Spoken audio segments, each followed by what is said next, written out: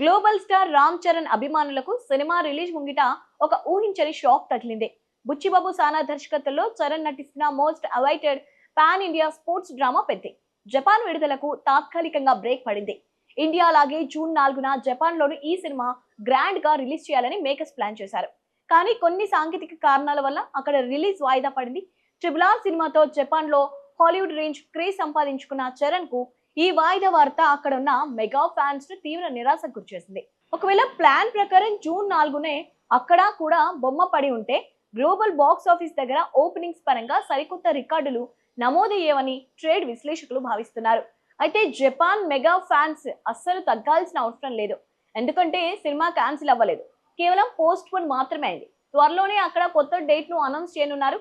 Japan release వాయిదా పడినప్పటికీ ఇండియాలో మరియు మిగతా ఓవర్సీస్ మార్కెట్ లో మాత్రం పెద్ద అడ్వాన్స్ బుకింగ్స్ నెక్స్ట్ లెవెల్లో దూసుకుపోతున్నాయి. Buchibabu Sana mark emotions, A R Rahman music, Ram Charan ధగడ్ లుక్ థియేటర్ లో పూనకాలు తెప్పించడం ఖాయంగా కనిపిస్తోంది.